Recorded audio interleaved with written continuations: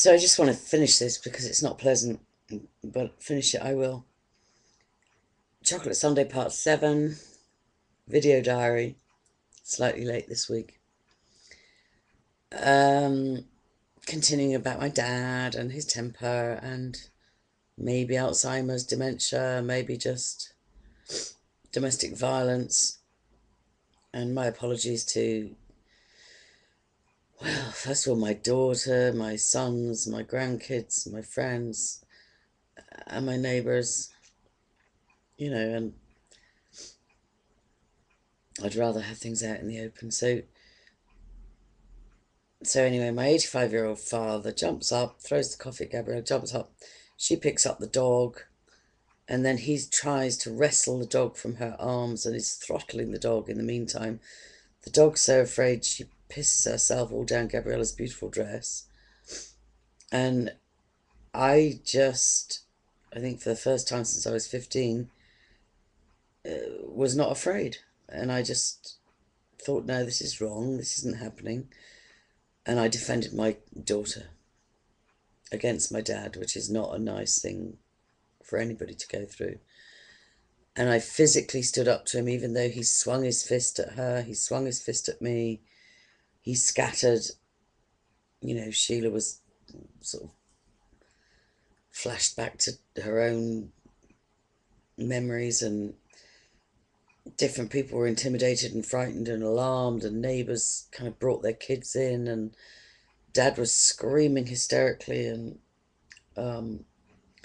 physically fighting my daughter for the dog, and I was restraining him. And it went on for about 20 minutes. It was horrendous. It was just effing and blinding. That's my dog. Give me my dog. Call the guards. I'd pay her for the dog. And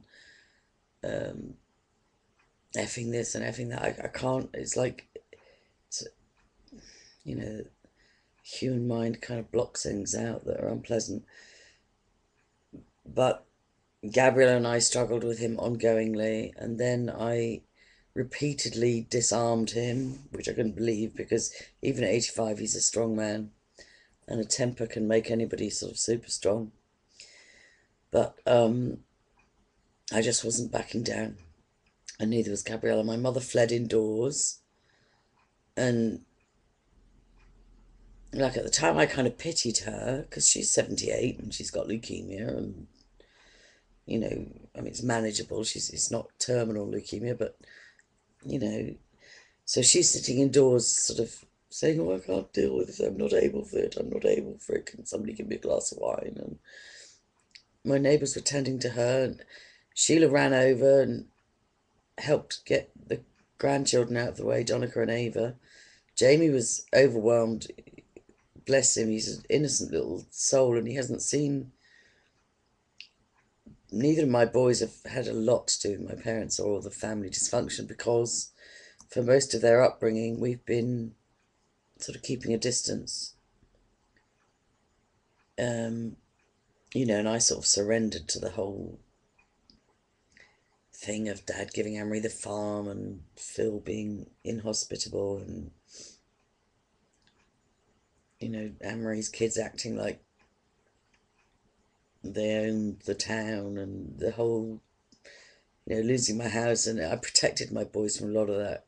Gabriella's aware of it, but the boys not so much. And they've had their dad in their life, even though I've been separated. I'm divorced now. I've been separated, how long? 11 years. But their dad's in their life, so they get sort of time away from the insanity that is my family sometimes.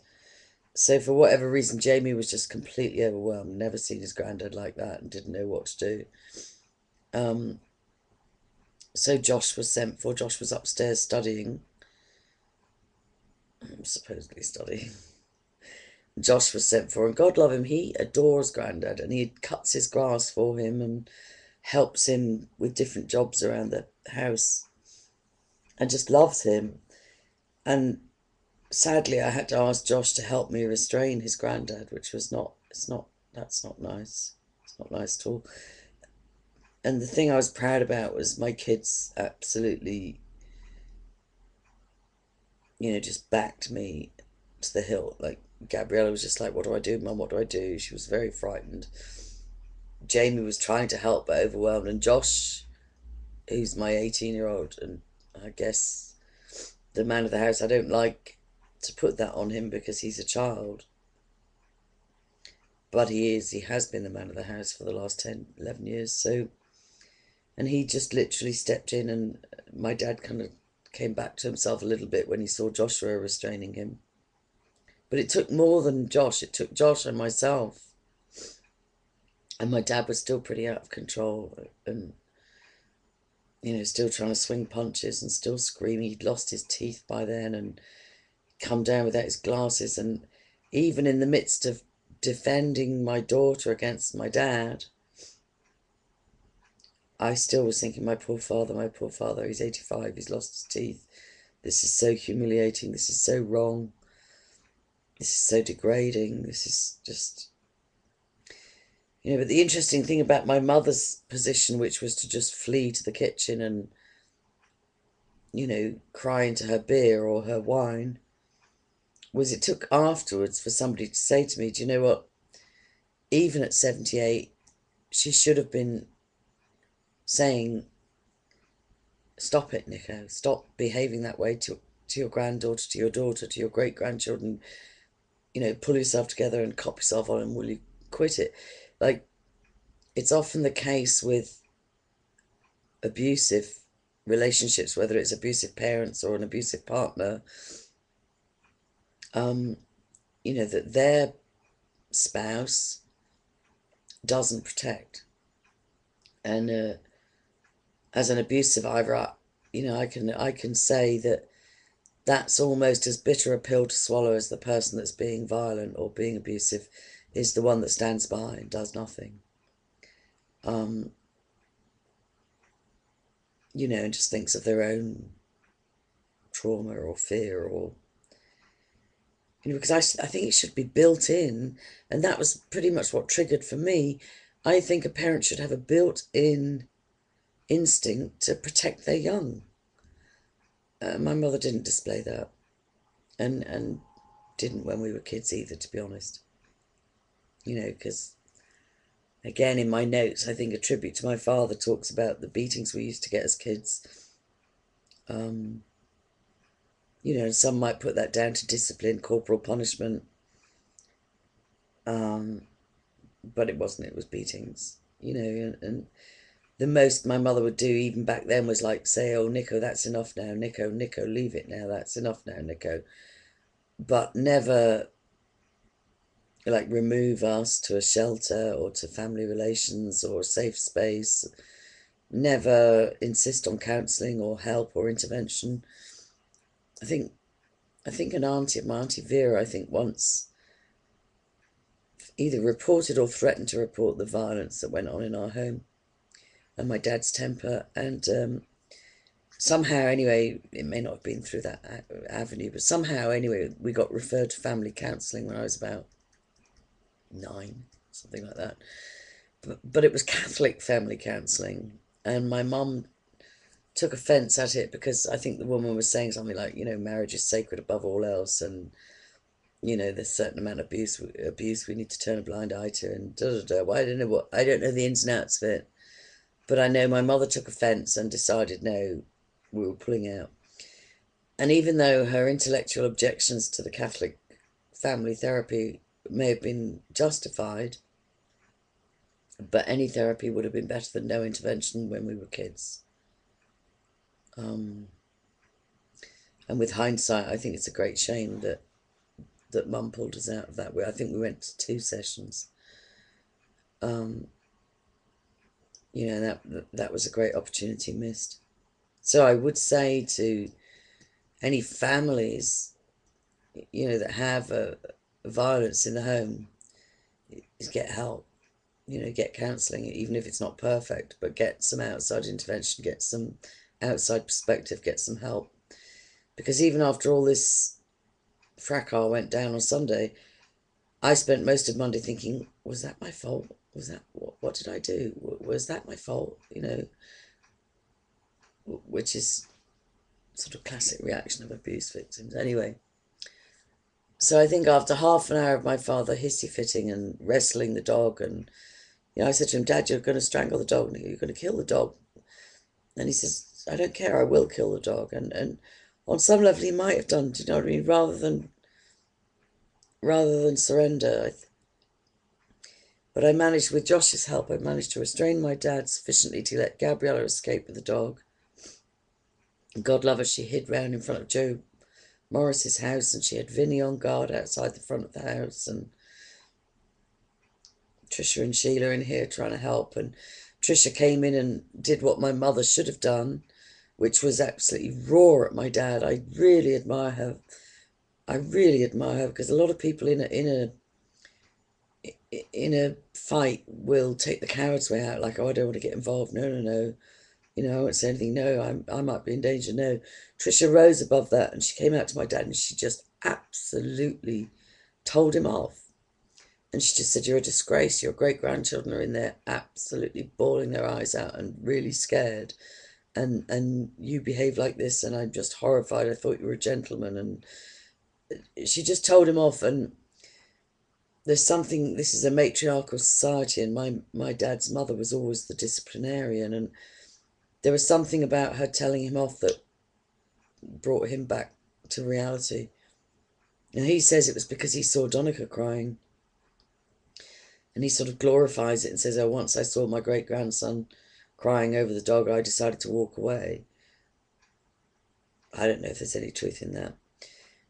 But as far as where I was, when Trisha told him off in a matriarchal, brave way, he sort of came to, and he left. And my mother had been saying she wouldn't go. She wouldn't go with him because she was scared to go home with him in that mood. But to be honest, his temper was spent, and it broke my heart to see the way he was leaving, even though he was still sort of shouting as he got in the car. But he came back in the house and just said to my mother, "Please come with me, Dorothy, don't let me down." And she just says, "Well, as long as you promise not to shout at me, and as long as you let me go straight to bed." And probably implicit in that was, as long as you let me pick up a bottle of wine on the way home, to go into oblivion with all of this. But anyway, she left with him, and I was glad of that. And it took me most of Monday to process what had happened. My daughter kept the dog, she took her home, and then wrestled with herself about whether she really could fit a dog into her life.